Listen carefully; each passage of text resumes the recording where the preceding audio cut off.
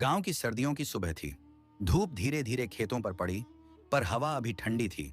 उस ठंडी हवा में मिट्टी की एक मीठी सुगंध घुली थी, जो सीधे यादों के किसी पुराने दरवाजे तक पहुंचा देती थी।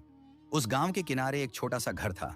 दीवारें ईंटों की, छप्पर पुराना, पर घर के सामने एक आम का पेड़ था जिस पर साल दर साल पक्षी आते थे और शाम की बातचीत रखते थे।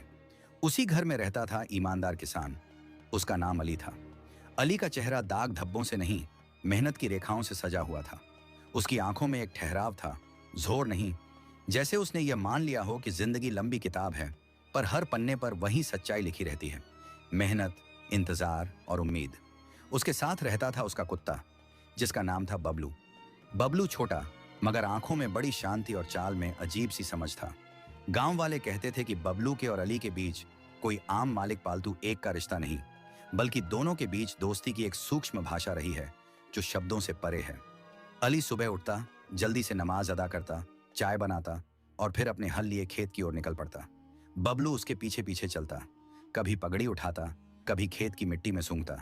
और जब अली अपने हाथों से बीज बोता, बबलू उसके पैरों के पास बैठकर निगरानी करता, जैसे कहता हुआ, मैं तेरे साथ हूं। अली की मां शहर में रहती नहीं, वो शहर के किसी मंझौले हिस्से में रहती थी, पर उसका दिल हमेशा गांव में बसा रहता था। अली का एक ही सपना था कि उसके पास एक छोटा सा गोदाम हो, जहां से वो जरूरत के हिसाब से काम चला सके और कभी अपनी बेटी को स्कूल भेजने का अरमान पूरा कर सके। पर अभी सपना दूर था और हकीकत पास। खेत की फसल, बबलू की वफादारी और उसका सच्चा काम। एक साल मौसम अच्छा नहीं रहा। बरसात या तो कम आई या देर से आई। फसलें कम हुई और जो हुई, बाजार में दाम उतने न मिले जितना खर्च निकलता। लोगों की बातें चलती, पर अली ने कभी अपनी काम धंधे में ढीठी ईमानदारी नहीं छोड़ी। उसने सीख लिया था कि हर चीज की मरम्मत हिम्मत से होती है, न कि झूठ से। गांव में एक नया रुख आया। शहर से कुछ व्यापारी आए और उन्होंने गांव के नाम पर उद्योग खोला। काम के नाम पर बहुत से लोगों को शहर आने जाने का मौका मिलना शुरू हुआ। कुछ लोगों ने थोड़ी नकल चाल चलनी शुरू कर दी, थोड़ी घूस, थोड़ी राहगरब। पर अली ने दूरी बनाए रखी। वह जानता था कि कोई भी रोजी असल में सच्चाई से बड़ी नहीं होती। एक दिन गांव के बाजार में हल्की अफवाह चली कि किसी ने शहर से खरीदे गए अनाज में मिलावट की शिकायत करवाई है और कुछ लोगों पर शक हो रहा है। अली ने सुना तो उसका मन भारी हुआ, पर उसने खुद को अलग रखा। उसी हफ्ते जरा सा चौंकाने वाली बात हुई। गांव के स्कूल के लिए किताबें मंगवाई गई थीं और कुछ किताबों की डिलीवरी में देरी हो गई। गांव के बच्चे परेशान रहने लगे। अली ने सोचा कि बच्चों के सपने देरी से ही सही, पर उनका उजाला ना रुके। उसने अपनी छोटी सी बचत से किताबों के कुछ सेट खरीदे और अगले ही दिन बाजार पर खड़ा करवा दिया, बिना किसी का नाम लिए। बच्चे आए, किताबें चुनी और उनकी आंखों में जो चमक आई, वो अली के दिल को सीधा छू गई। पर इस नेक काम के बावजूद अली पर कुछ लोग नजर गड़ाए बैठे थे। इतने गरीब आदमी के पास कहां से पैसों आए? कुछ लोग चिंते बोले। अली ने सिर्फ मुस्कुराकर कहा, जब हक़ चाहिए होता है तो रास्ते बन जाते हैं। पर कुछ लोग उसकी मुस्कान का मतलब समझ नहीं पाते। बबलू एक शाम खेत के किनारे से गायब हो गया। अली को जब इसका पता चला तो उसका दिल जम गया। बबलू उसके साथ खेतों में हर रोज उठता, किसी काम में भी उसका साथ छोड़ता नहीं था। अली ने पूरे गांव की सैर की, लोगों से पूछा, पर किसी ने कुछ नहीं देखा। रात हो आई तो अली खुद चाटते चुपचाप अपने घर की दहलीज पर बैठा रहा। उसकी मां से बात की और दुआ मांगता रहा कि बबलू वापस आ जाए। अगली सुबह अली ने ठान लिया कि वह बबलू को ढूंढ कर रहेगा, पर उसने ठंडे दिमाग से काम लिया। उसने अपने पैरों पर चप्पल पहनकर गांव के उस हिस्से में गया जहां बच्चे खेलते और जहां अक्सर कोई कोई सामान मिल जाता। उसने रास्ते में एक बूढ़ी औरत से पूछा, एक दुकान वाले से पूछा, पर किसी के पास कोई खबर नहीं थी। ढलती हुई धूप में जब अली बाजार से गुजर रहा था, उसने देखा कि गांव के एक कोने में कुछ लोग इकट्ठा थे और किसी पर चर्चा हो रही थी। उसने भीड़ के पास जाकर सुना कि किसी ने देखा कि बाजार के उस तरफ एक कुत्ता नागपाश वाली जगह के पास गया था और कुछ छू पिया हुआ था। अली की उम्मीद जगी। उसने भीड़ के साथ वही रास्ता लिया। वहां जाकर उसने देखा, बबलू नहीं, पर कुत्ते के निशान थे और कुछ कपड़े पड़े थे। नजरें गिरते गिरते अली ने देखा कि पास ही एक छोटा सा लड़का रो रहा था, हाथ में टूटी फूटी किताबें और आंसू पोंछता हुआ चेहरा।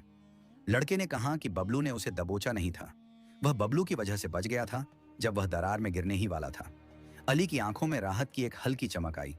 बबलू कहीं छुपा हुआ था, पर यह जानकर भी उसे खुशी हुई कि बबलू ने किसी को बचाया। बबलू की तलाश खत्म हुई तो गांव में एक अजीब सी हल्की सी खुशी फैल गई। लोग उसकी बातों में फिर से भरोसा करने लगे और अली का नाम उनके लबों पर लौट आया। पर भाग्य उसे आराम नहीं देता।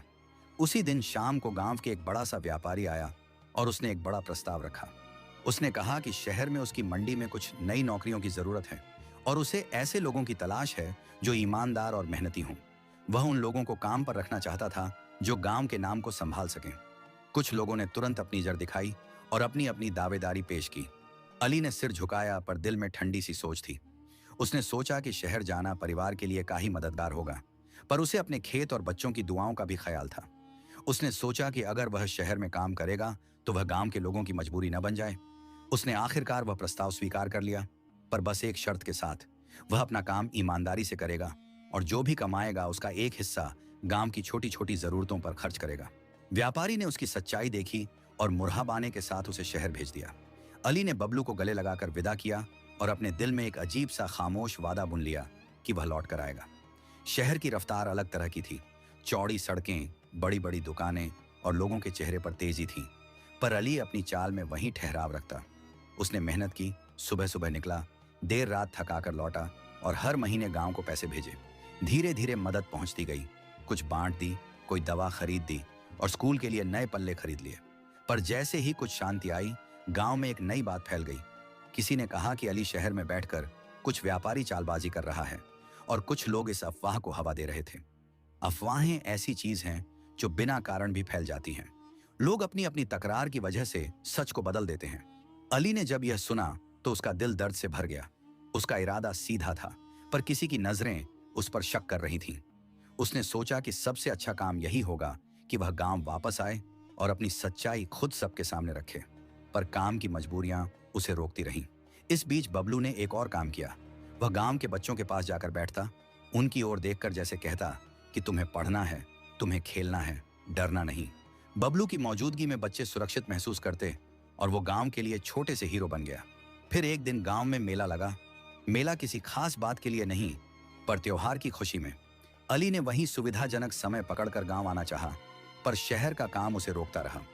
आखिरकार जब वह आया तो देखा कि मेले में बबलू के लिए एक छोटा सा अलग समर्पण था। नन्हे बच्चों ने उसके लिए पुष्प दिए और लोगों की आंखों में भी अब प्रशंसा थी। अली ने सोचा कि जिंदगी की सच्चाई बस यही है, छोटी छोटी चीजें जो दिल को जोड़ती रहती हैं।